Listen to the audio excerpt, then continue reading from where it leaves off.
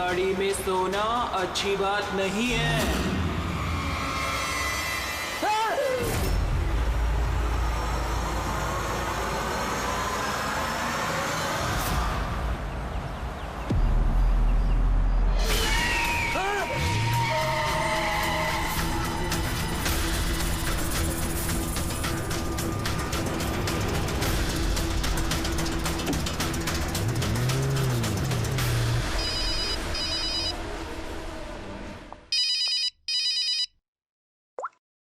हाँ विनीत।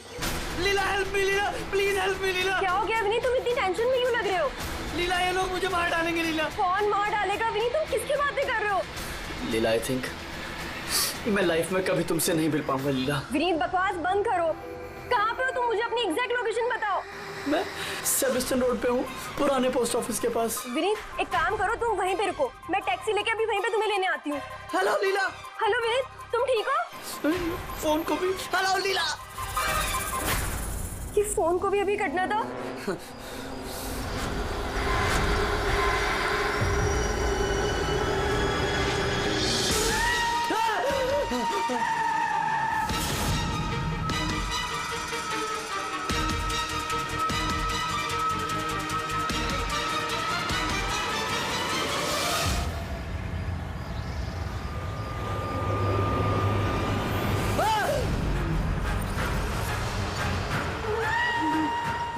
भगवान please help मी, मुझे मेरे घर तक पहुंचा दो प्लीज।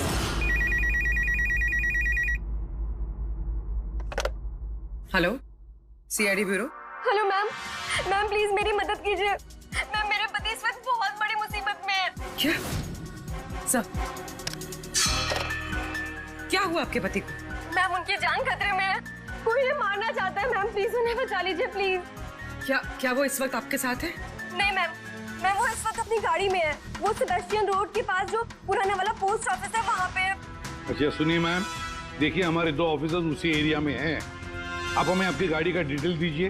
वाइट बैक्स्टर है और गाड़ी का नंबर है 2536। मैम आप उन्हें बचा तो लेंगे ना?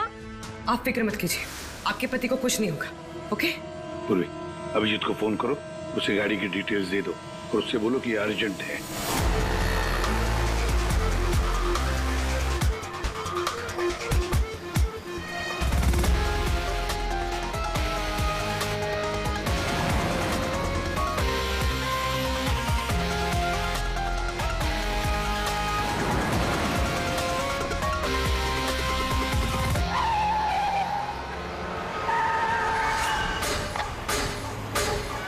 या यही नंबर है। ये गाड़ी ऐसे क्यों चला रहा है? ये तो एक्सीडेंट कर देगा।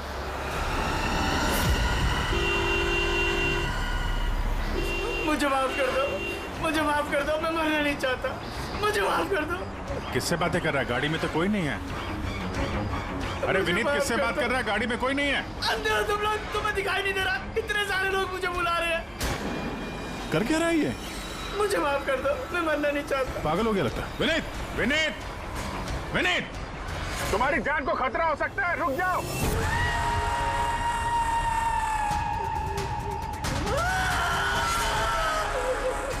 अंकल मेरे साथ खेलो ना, बहुत मजा आएगा।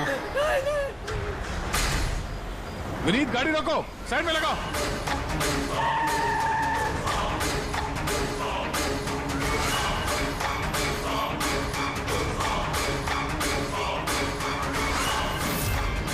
रुक जाओ विनीत, विनीत।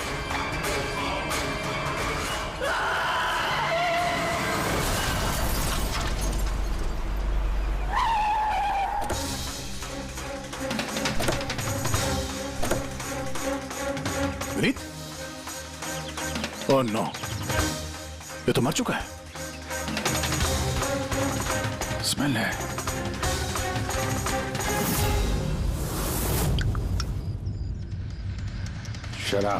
शराब पी के गाड़ी चला रहा था, लेकिन ये गाड़ी में बात कैसे कर रहा था? शराब के नशे में बड़बड़ा रहा होगा। शराब पी के तो यही होता है, एक्सीडेंट। आपने तो मुझसे वादा किया था ना कि विनीत को कुछ नहीं होगा। तुम्हें क्या हो गया? देखिए मैडम, अगर उनकी जान को किसी और से खतरा होता तो हम उन्हें जरूर बचा लेते, लेकिन वो तो खुद ही शराब पी के गाड़ी चला रहे थे। आप तो जानती हैं कितना खतरनाक है। नहीं, उनकी जान खुद उनकी वजह से नहीं गई है, बल्कि उन लोगों की वजह से गई है जो इतने दिनों से उन्हें परेशान कर रहे थे। कौन लोग? सुबह शाम सोते जागते हर वक्त वो उन्हें सताते रहते थे। वो इतना ज्यादा परेशान हो गए थे कि उन्होंने अपने बिजनेस पे भी पूरी तरह से ध्यान देना बंद कर दिया था। किन लोगों की बात कर रही हैं आप? जरा साफ साफ बताइए। मैम, विनीत की मौत हमारे सामने हुई थी और उस वक्त कार में उसके अलावा और कोई भी नहीं था, तो उसकी मौत का दोष आप किसी और को कैसे दे सकती हैं? क्योंकि उनका खून हुआ है। मर्डर है ये, मर्डर। मर्डर हुआ है? आप जानती हैं किसने किया ये? आत्माओं ने। भले ही आप लोगों ने वो आत्माएं नहीं देखी होगी, लेकिन विनीत उन्हें साफ साफ देख सकते थे। सीआईडी आत्माओं को नहीं मानती। आप भी मानते सर। अगर आपने वो 2 हफ्ते पहले वाला नजारा देखा होता। लीला उठो, उठो लीला, लीला उठो। विनीत,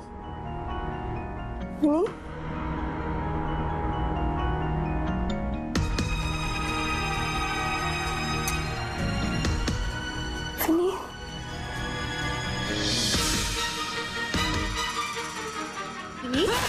लीला, क्या हुआ विनीत? वहाँ देखो, कबर्ड के ऊपर। क्या है वहाँ विनीत? लीला, कबर्ड के ऊपर मुझे घूर रहा है। लीला, मुझे सोने नहीं दे रहा वो। विनीत, वहाँ पे कुछ नहीं है, कुछ नहीं है वहाँ पे। तुमने ना जरूर कोई बुरा सपना देखा है। चलो आगे सो जाओ। मैंने कोई सपना नहीं देखा और वो देखो अभी भी घूर रहा है और तुमको दिख क्यों नहीं रहा यार? विनीत, वहाँ पे कुछ नहीं है। तुम्हारी तबीयत ठीक नहीं है विनीत, तुम आगे सो जाओ। चलो, कुछ नहीं है विनीत, है ना बुरा सपना देखा इसलिए ये सब हो रहा है। सॉरी, मुझे माफ कर दो प्लीज। एक मिनट, ये विनीत किस चीज के लिए माफी मांग रहा था? ये तो मुझे भी नहीं पता सर। विनीत काम क्या करता था? सर, उनकी कंपनी हॉस्पिटल्स में मेडिकल इक्विपमेंट सप्लाई करती थी। आप श्योर है कि वो विनीत का खून आत्मा नहीं किया? सर, मुझे पहले तो नहीं लगता था, क्योंकि ना तो मैंने कभी कोई आत्मा देखी थी और न ही कभी मैंने उनकी आवाज सुनी थी। लेकिन बाद में मुझे विनीत की बातों पे यकीन होने लगा कि वो सच कहता था।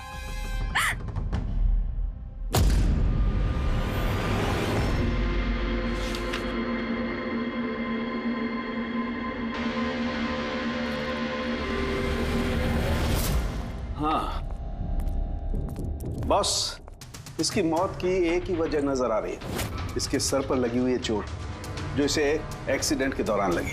पक्का डॉक्टर साहब, कोई और वजह नहीं? अब विसरल सैंपल्स को चेक करना अभी बाकी है, लेकिन प्राइमा फेसी तो यही दिखता है कि मौत की वजह एक्सीडेंट है। तो बॉस, इसके खून में हमें अल्कोहल की बहुत ज्यादा मात्रा मिली। मुझे लगता है उसी की वजह से इसे हेलुसिनेशन होने लगे और इसने टक्कर मार दी। मतलब ये खून का मामला नहीं है। हम फ्यूनरल के लिए बॉडी को लौटा सकते हैं। अगर कुछ डाउट हुआ तो विसरल सैंपल से पता लग जाएगा। पता नहीं सर क्यों अभी मुझे ऐसा लग रहा है कि ये केस उतना सीधा नहीं है, क्योंकि जब हमने लीला से पूछा कि ये विनीत किससे माफी मांग रहा था तो वो बात को टाल गई। हम लोग भी फ्यूनरल में जाएं क्या? वहाँ रिलेटिव भी होंगे, फ्रेंड्स भी होंगे, बहुत सारे लोग होंगे। देखते हैं कुछ पता चलता है। जाओ, जरूर जाओ फ्यूनरल में।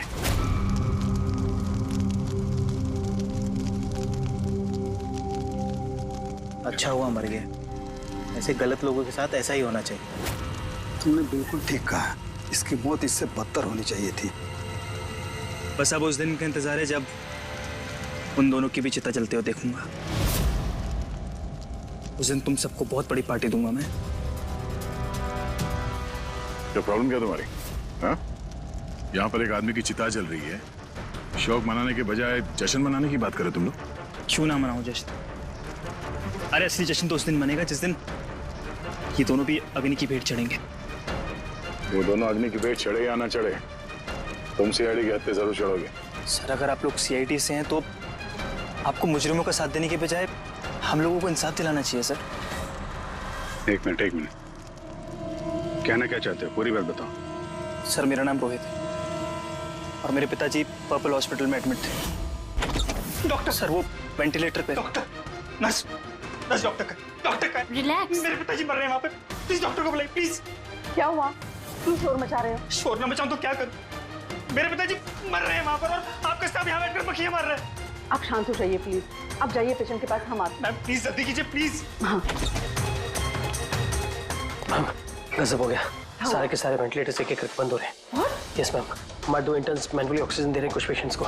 मैम हर पेशेंट के साथ ऐसा नहीं हो सकता, अगर वेंटिलेटर्स ठीक नहीं हो तो पेशेंट मर जाएंगे। धीरे बोलो। अरे ये हॉस्पिटल के रेपुटेशन का सवाल है, अगर मरीजों के घर वालों को पता चल गया है ना फिर बवाल हो जाएगा। डॉक्टर आप प्लीज 2 मिनट का वक्त दीजिए, हम सोल्यूशन। मैम एक एक करके सारे वेंटिलेटर्स बंद हो रहे हैं। बाकी के वार्ड्स में चेक करो। Okay ma'am. अरे वो सप्लायर विनीत को फोन करो ना, वो ही अभी कुछ कर सकता है। बस टेंशन लेने की जरूरत। डॉक्टर महक हुआ क्या है ये सर? वेंटिलेटर बंद हो रहे हैं सारे। आप प्लीज शांत रहिए, मैं बात करती हूँ ना। सर एक एक करके सारे वेंटिलेटर्स बंद हो गए। क्या ऐसे कैसे हो सकता है? तो किसी हॉस्पिटल में फोन करो ना, वहां से मंगाओ। अरे राजा फोन लगाओ और मैं एक काम करूँ, टेक्नीशियन जो यहाँ पर है उसको बुलाओ। राजा क्या हो गया तुम्हें सुनाई नहीं देता सर क्या आप कह रहे हैं? आप लोग क्या डिस्कशन में टाइम वेस्ट कर रहे हैं? मेरे पिताजी मर जाएंगे वहाँ पर। प्लीज जल्दी आइए प्लीज। बस आते ही हैं please. Ma'am very bad news, 2 patients की जान चली गई है, 5 पेशेंट्स बहुत क्रिटिकल कंडीशन में हैं। सर अगर आज हम लोगों का परिवार हमारे साथ नहीं है तो उसके जिम्मेदार सिर्फ और सिर्फ ये 3 लोग हैं, विनीत, महक और राजा। ये विनीत तो इक्विपमेंट सप्लाई करता था ना? जी सर। और ये महक राजा?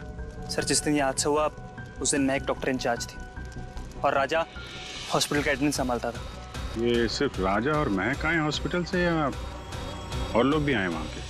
आए ना सर, वो हेड नर्स परिणीता, वो शेखर जो कि मेंटेनेंस में, और वो डॉक्टर केदार इस हॉस्पिटल के मालिक। ठीक है, अभी शांत हो जाओ। हम इस मामले के तह तक जाएंगे।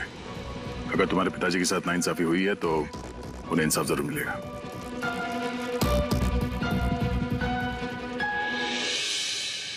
समझ में आया कि ये विनीत माफी क्यों मांग रहा था। मुझे माफ कर दो, मैं मरना नहीं चाहता, मुझे माफ कर दो।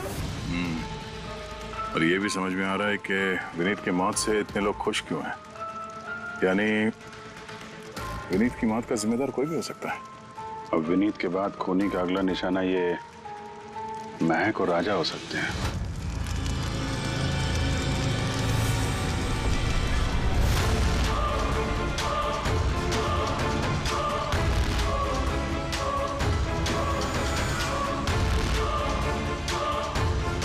मुझे माफ कर दो। तुमने मुझे क्यों मरने दिया? मेरा पीछा मत करो।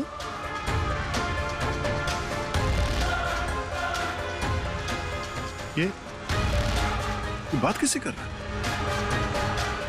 मेरा पीछा मत करो। उन्हीं काल्पनिक लोगों से जिससे विनीत बात कर रहा था। शायद तुम मुझे बचा सकती थी, क्यों मरने दिया मुझे? तुम भी मरने के लिए तैयार हो जाओ। और ये महक भी सहमी से लग रही है। छोड़ो, छोड़ो मुझे, छोड़ो मुझे, आग में मत खींचो। मेरी कोई गलती नहीं है। छोड़ो, छोड़ो, छोड़ो, छोड़ो मुझे, छोड़ो, छोड़ो, मत खींचो मुझे आग में। छोड़ो, क्या कर रहे हो? इधर आओ। क्या कर रहे हो यार? हैं? मैं बस परेशान हूँ, इसमें आप लोग क्या कर सकते हैं? मुझे खुद ही निपटना होगा अपनी परेशानी से। आप इधर आओ, थोड़ा दूर हट जाओ इधर से। तो बहुत सारे लोग हैं, जो विनीत की मौत की खबर सुनकर खुश हो गए हैं? हाँ सर, और अब वो महक और राजा की मौत की खबर सुनना चाहते हैं। राजा और महक, इनका बर्ताव भी कुछ नॉर्मल नहीं लग रहा था सर। काफी डरे डरे से लग रहे थे, विनीत की तरह। सर, विसरल सैंपल्स की रिपोर्ट आ गई है। ग्रेट। कोई गड़बड़ है? हाँ, एक आम इंसान का खून जितना लाल होता है, विनीत का खून उससे बहुत ज्यादा लाल था। तो अब समझ में आया कि विनीत को आत्माएं क्यों नजर आ रही थी। क्यों सर? पूर्वी, जब इंसान का खून जरूरत से ज्यादा लाल हो तो इसका मतलब ये होता है कि वो इंसान बहुत ज्यादा लंबे समय तक कार्बन कंपाउंड के संपर्क में रहा, और इस कार्बन कंपाउंड की वजह से ही उसे हेलुसिनेशन आते हैं, जबरदस्त किस्म के। तो मतलब किसी ने जानबूझकर विनीत को इस कार्बन कंपाउंड के संपर्क में लाया, जिसकी वजह से विनीत की दिमागी हालत खराब हो गई, जो उसकी मौत का कारण भी बन गई। सर, खूनी को ये कार्बन कंपाउंड मिला कहां से होगा? हमारे आसपास हर जगह कार्बन कंपाउंड फैला हुआ है। मॉडर्न जिंदगी में हम जितनी भी मशीनों का इस्तेमाल करते हैं, वो सब की सब, लगभग सब की सब कार्बन कंपाउंड निकालती हैं। हाँ, कोई भी मशीनों के साथ छेड़खानी करके ऐसी साजिश कर सकता है। तो कार में बैठने के ठीक पहले विनीत ऐसे किसी केमिकल के संपर्क में आया होगा, इसकी वजह से उसे ये हेलुसिनेशन वगैरह हो रहे थे। बिल्कुल बॉस, गाड़ी के एग्जॉस्ट सिस्टम को चेक करना चाहिए, गड़बड़ वहीं हुई है।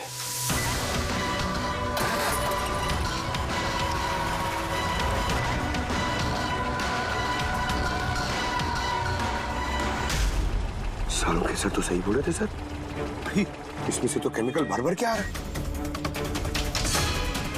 एक बात तो पक्की है पंकज, आत्मा कोई नहीं थी। हाँ सर, इसका मतलब अब खूनी के निशाने पे दो लोग हैं, राजा और महक।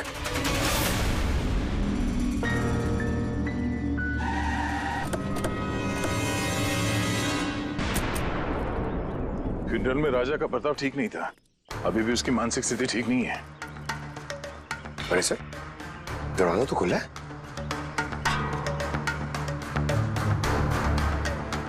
ये खूनी राजा तक पहुंच तो नहीं गया? ये क्या माहौल है? कैंडल्स,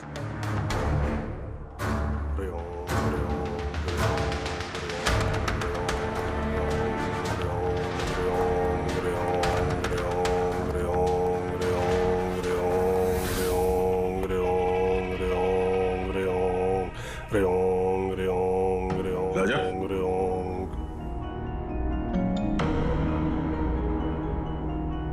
आप ठीक हो? कौन है आप लोग? सीआईडी। विनीत के अंतिम संस्कार में मिले थे हम लोग, तुम आग में कूदने वाले थे, हमने तुम्हें रोका था, भूल गए? अब आप लोगों को मुझे रोकने या बचाने की जरूरत नहीं पड़ेगी। जब तक विनीत का खूनी पकड़ा नहीं जाता, तुम्हारी जान को भी खतरा है। अच्छा सच सच बताना, उन 12 मरीजों की मौत क्या तुम्हारी लापरवाही की वजह से गई थी? खबरदार जो मुझ पर ऐसा गंदा और झूठा इल्जाम लगाया था। मैं निर्दोष हूं और कोई नहीं मरा मेरी वजह से। शांत शांत। राजा बड़ी मुश्किल से शांत हुआ है, इसे कुछ समझ दिलाइए। आपकी तारीफ? श्लोक नाम है मेरा। मैं राजा की इस बुरे वक्त से बाहर निकलने में मदद कर रहा हूं। ओह, तो आप साइकियाट्रिस्ट हैं? साइकियाट्रिस्ट नहीं, साइकिक, मीडियम। इस दुनिया और दूसरी दुनिया के बीच एक पुल समझ लो। दूसरी दुनिया? दूसरी कौन सी दुनिया? वही आत्माओं वाली दुनिया। वैसे हम भी एक पुल है, मुजरिमों की दुनिया से लेके जेल के अंदर सलाखों के पीछे तक पहुंचाने का पुल। पर सर, आप मुझे सलाखों के पीछे क्यों डालना चाह रहे हैं? मैं तो राजा की आत्माओं से बचाने में मदद कर रहा हूं। राजा को आत्माओं से नहीं, केमिकल पॉइजनिंग से बचाने की जरूरत है। और बंद करो अपना ये ढोंग, समझे? सर, वो कहां इशारा कर रहे हैं? उस बूढ़े आदमी की तरफ जो एसी के पास खड़ा हुआ है। किसकी बात कर रहे हैं? मुझे तो कोई भी नहीं दिख रहा। मुझे भी नहीं दिख रहा है। मानो या ना मानो, इस कमरे के अंदर कोई शक्तिशाली आत्मा है जो राजा को नुकसान पहुंचाना चाहती है। अभी पता चल जाएगा।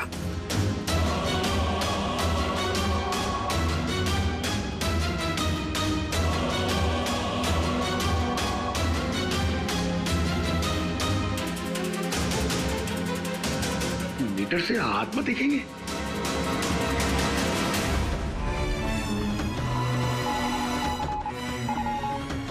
देखा, वो आत्मा एसी के पास ही है। मेरी ईएमएफ मशीन झूठ नहीं बोल सकती।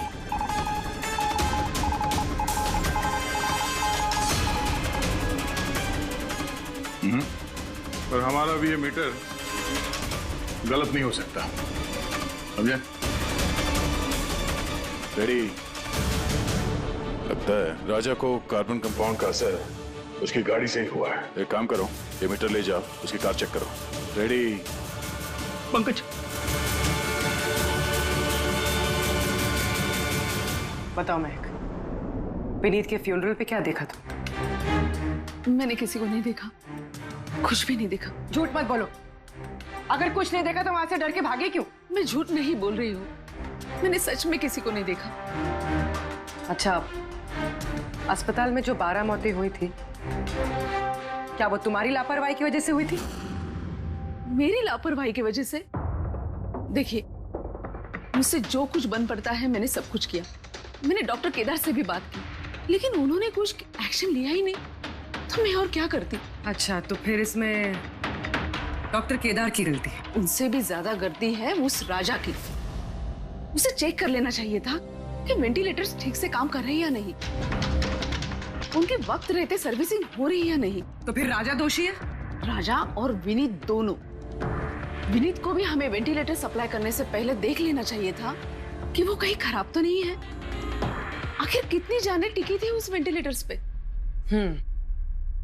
लगता है राजा और विनीत के लिए तुम्हारे अंदर काफी कड़वाहट है। विनीत की मौत से तो बहुत खुश होगी तुम। ये कैसी बातें कर रही है आप? बिल्कुल भी नहीं। मैं एक डॉक्टर हूँ और मेरा काम पेशेंट्स की जान बचाना है। किसी की मौत से मैं कैसे खुश हो सकती हूँ?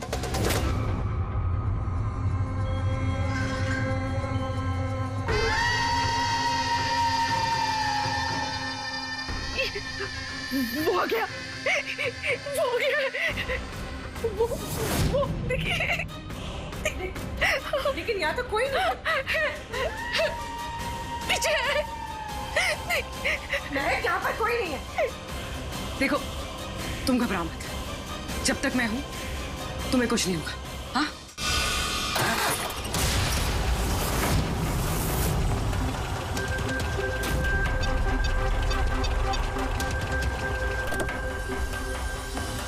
कार के एसी में तो कार्बन कंपाउंड नहीं है। घर के अंदर देखते, चलो।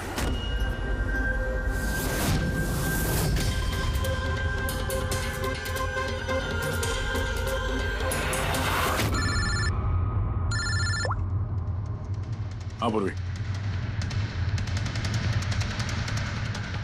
महक के घर पे कोई केमिकल नहीं मिला? ठीक है, जब तक वो खूनी पकड़ा नहीं जाता तुम उसके साथ ही रहो, ठीक है? सर, हाँ, कार्बन कंपाउंड यहाँ पे भी नहीं है। कहीं कोई केमिकल नहीं मिलेगा। विज्ञान की दुनिया और केमिकल की दुनिया के अलावा भी कोई दूसरी दुनिया है, मानो या ना मानो। चुप, वो बंद। और जब तक बोलने को नहीं कहा जाए मुंह खोलना नहीं। राजा जी, आपको डरने की कोई जरूरत नहीं है। हम लोग हैं यहाँ पर। जब तक वो खूनी पकड़ा नहीं जाता सीआईडी आपके साथ ही रहेगी। मुझे सीआईडी की जरूरत नहीं है, ये है ना मेरी सुरक्षा करने के लिए। यार ये कैसे हो सकता है? ना राजा के घर में केमिकल मिला, ना महक के घर में केमिकल मिला, कैसे हो सकता है? सर, हमने राजा के घर को अच्छी तरह से चेक किया, एक एक कोना देखा, गाड़ी भी चेक की, कहीं कुछ नहीं मिला। हाँ मगर दया, अगर कोई केमिकल का इस्तेमाल ही नहीं हुआ है तो फिर राजा और महक को हेलुसिनेशन हुए कैसे? कोई तो वजह होनी चाहिए। और सर, जिस तरीके से विनीत के कार के एसी में केमिकल का इस्तेमाल किया गया है, ये किसी नौसिखिया का काम नहीं लगता है, तो कोई एक्सपर्ट। एक काम करते हैं, बनने वालों के घरों में देखो, शायद कोई ऐसा आदमी हो जो केमिकल्स के बारे में अच्छी जानकारी रखता हो, कोई केमिकल्स में एक्सपर्ट। और हाँ, हॉस्पिटल के उस स्टाफ को बुलाओ। चीफ नर्स जो है ना, हेड नर्स परिणीता, फिर हेड टेक्नीशियन शेखर और मालिक केदार, तीनों को बुलाओ। सब देखते हैं।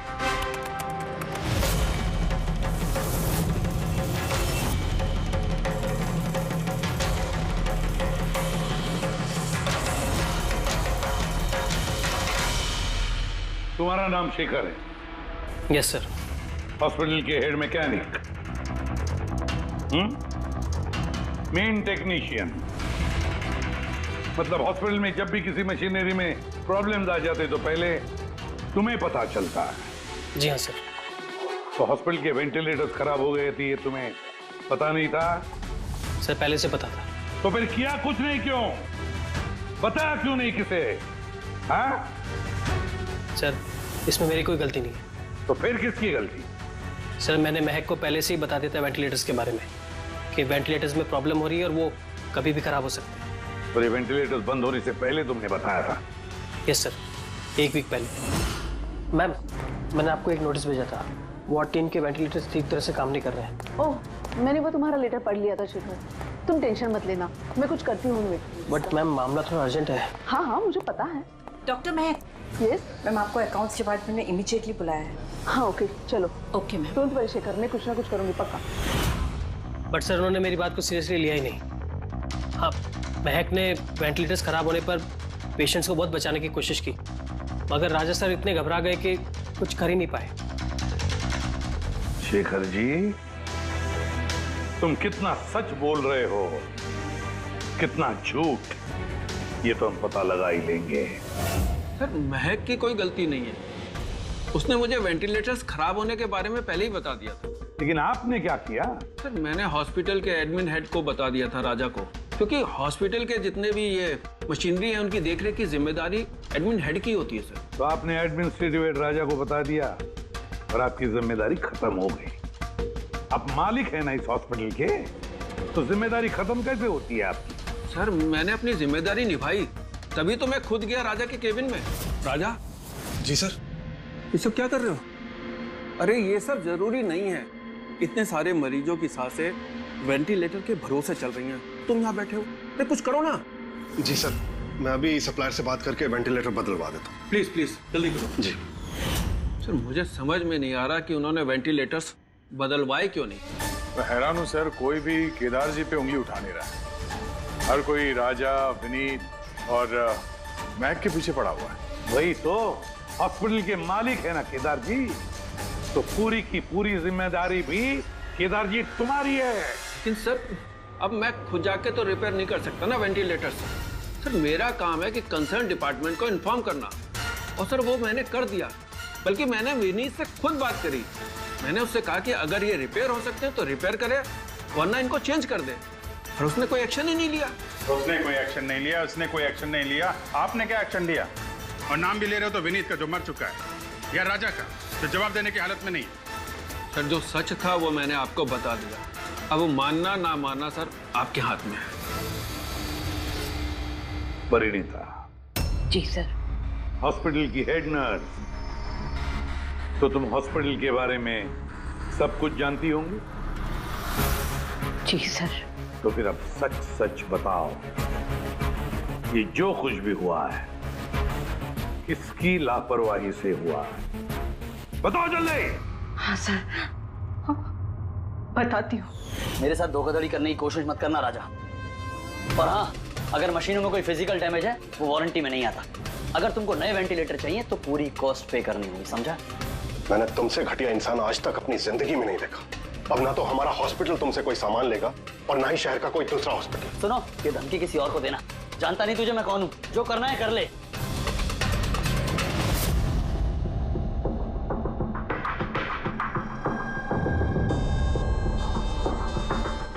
ये जो कुछ भी हुआ है इस राजा और विनीत के झगड़े की वजह से हुआ है। दोनों के झगड़े की वजह से सर इतने लोगों की जान चली गई। राजा को नए वेंटिलेटर का इंतजाम तुरंत करना चाहिए था। सर इन मरीजों के परिवार वालों में से 3 लोग ऐसे हैं जिन्होंने केमिकल इंजीनियरिंग की है। अच्छा, 3 लोग? तो फिर उनकी कुंडली निकालो, देखते हैं।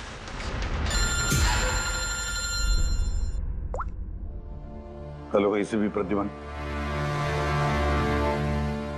What? ठीक है, हम अभी पहुंचते हैं।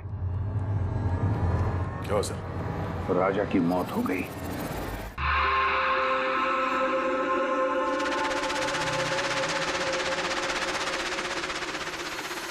दया, मौत तो उसकी सर पे चोट लगने की वजह से हुई। लगता है छत से कूद गया ये। जरूर हेलुसिनेशंस इतने भारी पड़ गए होंगे कि तिल मिलाकर राजा ने ऊपर से छलांग लगा दी। और तुम ख्याल रखने वाले थे ना इसका? ये ख्याल रखा तुमने? हाँ? सर, राजा तो एकदम शांत तरीके से हो गया था। मुझे क्या पता था कि अचानक उठ जाएगा और खुदकुशी कर लेगा। जिस वक्त ये सब हुआ तुम कहाँ थे? हाँ? सर, मैं दूसरे कमरे में सो रहा था, तभी मुझे राजा के जोर जोर से चीखने की आवाज सुनाई दी। मुझे इन आत्माओं को नहीं झेलना, मुझे इसे निजात चाहिए, आजादी चाहिए। और जब तक मैं इसके पास पहुंचता, ये छत से कूद गया साहब। वाह, क्या बात है। राजा को अकेले छोड़कर तुम घोड़े बेच के सो रहे थे? हाँ? मैंने तो कमर कस ली थी कि नहीं सोऊंगा, पर न जाने कैसे नींद आ गई। जरूर मुझे उन आत्माओं ने सुला दिया होगा। आप ये देखिए सर, मीटर की रीडिंग भी कितनी बढ़ गई है। मुझे मेरी तबीयत भी कुछ कमजोर लग रही है सर। अगर दोबारा ये मीटर दिखा दिया ना मुझे, तो याद रख। एक मिनट दया, एक मिनट भाई, जरा मीटर देना मुझे। ये लीजिए। ये मीटर मैं रख लेता हूँ। हाँ, तुम्हें लौटा दूंगा बाद में। जी सर, पर दे दीजिएगा। हाँ, जरूर दे दूंगा। अभी एक काम करो, अभी तुम घर जाके थोड़ा आराम करो। थक गए हो ना, बहुत कमजोरी होगी तुम्हें। हाँ जी साहब। बराबर सोए नहीं, जाओ आराम करो। ये क्या डॉक्टर साहब, उसे जाने दिया और ये मीटर रख लिया? दया, ये मीटर जो है ना, ये बड़े काम की चीज है।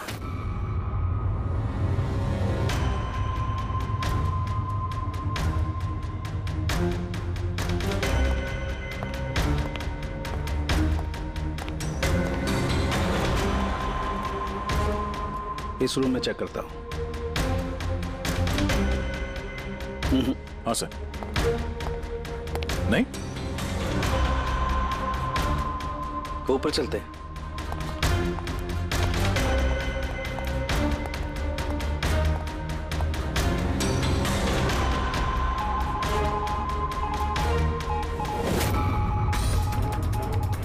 ये सालू के सर आराम से, ये नीडल तो जंगली घोड़े की तरह भाग रहा है।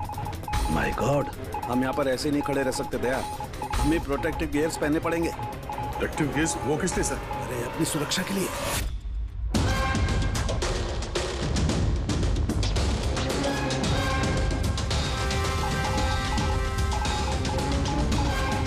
ये देखो, सबसे ज्यादा मीटर रीडिंग यहीं पर है, इस एसी के नीचे। मतलब सर वो पंकज, खबरदार जो आत्मा का नाम भी लिया तो। सर, ये मीटर किस तरह इशारा कर रहा है? बताता हूँ। बाहर चलो।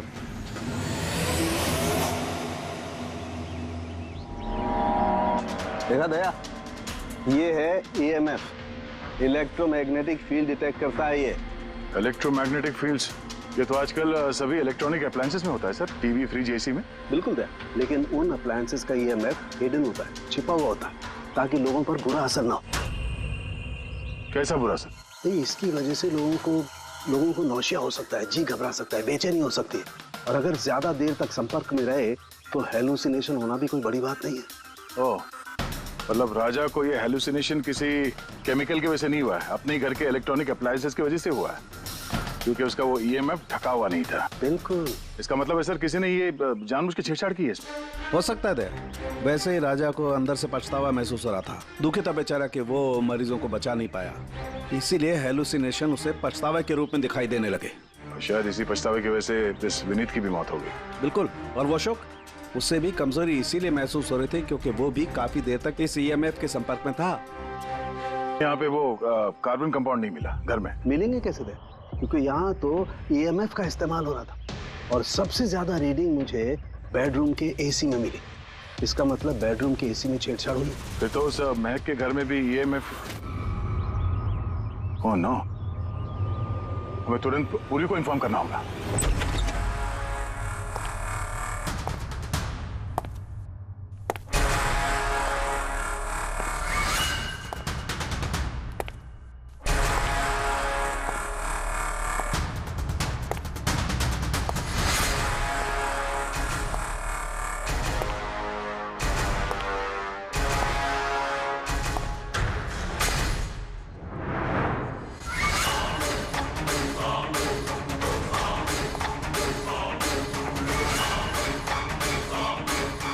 जान लेकर चैन नहीं पड़ा तुम्हें,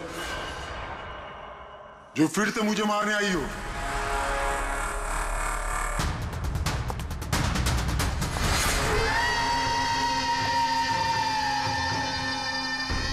तुम?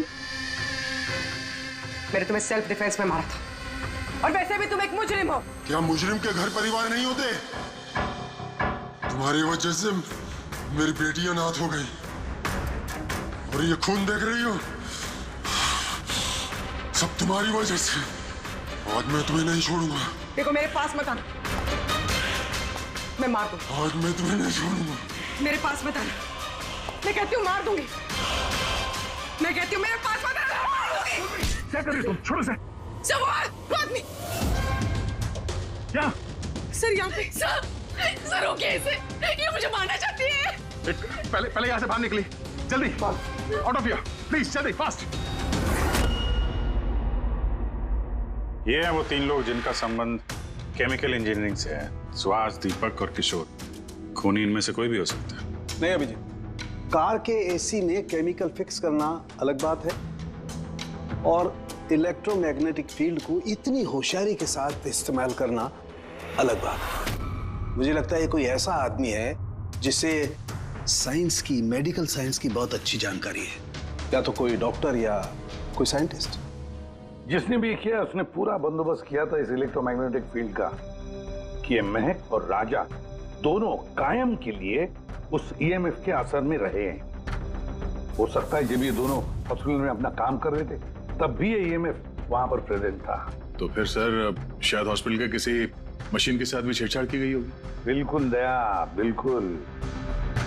और ये करने वाला वही है, हॉस्पिटल का अंदर वाला। तो ये वो जगह है जहाँ पे महक और राजा बैठा करते थे। जी हाँ। और कौन कौन आ जा सकता था इस कमरे में? सर सिर्फ स्टाफ वालों को अंदर जाने की परमिशन थी, वो भी अगर कोई काम हो तो। मतलब बाहर का कोई आदमी यहाँ नहीं आ सकता? नहीं सर, यहाँ तक कि मरीजों को भी अंदर जाने की इजाजत नहीं थी। उसका मतलब तो ये हुआ कि स्टाफ का कोई है, मतलब आप में से कोई एक खूनी है। ये आप कैसे कह सकते हैं? ये हम नहीं कह रहे, ये ईएमएफ मशीन कह रही है जिसने हमें सब कुछ बता दिया है। और इस ईएमएफ मशीन के हिसाब से इस एसी के साथ छेड़छाड़ की गई थी। इसका मतलब है राजा और महक को मारने की कोशिश की गई थी, मगर बेचारा राजा मारा गया। एसी के साथ छेड़छाड़? क्या कह रहे हैं आप लोग? हमें तो कुछ समझ में नहीं आ रहा। ये बात इस कमरे में मौजूद वही इंसान समझ सकता है जो खुद खूनी है। और वो आज यहाँ एक प्रोटेक्टिव गियर पहन के आया है ताकि इलेक्ट्रोमैग्नेटिक फ्रीक्वेंसी से उसे कोई नुकसान ना हो। क्यों? कौन है वो?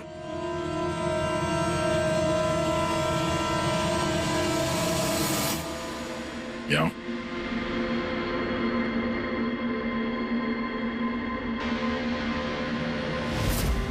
फैशन सेंस तो बहुत अच्छा है तुम्हारा शेखर। कपड़े के अंदर ये सुरक्षा कवच। तुम्हारे सारे पत्ते खुल चुके हैं शेखर। हमने तुम्हारे बारे में सब कुछ पता लगा लिया है। तुम ही यहाँ पे सिर्फ ऐसे टेक्नीशियन हो जो एसी के साथ छेड़छाड़ कर सकते हैं। अब जल्दी बताओ, क्यों किया तुमने ऐसा? हाँ, मैंने किया ये सब। और क्या गलत किया अगर मैंने महक, विनीत और राजा पे इल्जाम लगाया तो? इन लोगों की वजह से 12 मरीजों की मौत हुई जो मुझसे देखा नहीं गया। और मैंने सोचा कि इन लोगों को भी वैसी ही मौत मिलनी चाहिए जैसे उन 12 मरीजों को मिली। इसलिए मैंने ईएमएफ और कार्बन कंपाउंड के जहर का इस्तेमाल किया ताकि इन लोगों को ऐसी मौत दे सकूं। मौत नहीं, एक भयानक मौत। और ये मेरा इंसाफ था। इंसाफ करने का हक सिर्फ कानून को है, किसी और को नहीं, समझे? तुम जानते थे उस केमिकल के इस्तेमाल से उन लोगों को हैलुसिनेशन होगा। वो मरे हुए मरीज उन्हें सामने दिखाई देंगे जिसकी वजह से वो पागल हो जाएंगे। क्यों? और मैं अपने मकसद में कामयाब भी हुआ। जैसी मैं मौत चाहता था वैसी ही मौत विनीत और राजा को मिली, मगर अफसोस महक को आपने एंड मोमेंट पे बचाया। कामयाब तो तुम तब होते हैं जब बिना कोई जुर्म किए उन्हें उनके अंजाम तक पहुंचाते हैं। क्या फर्क रह गया तुम में और उन दोनों में? अब तुम भी एक हत्यारे हो। तुम्हें क्या सजा मिलेगी इसका फैसला तो अब अदालत ही करेगी। For more updates, subscribe to our channel, click the show links and enjoy watching the videos.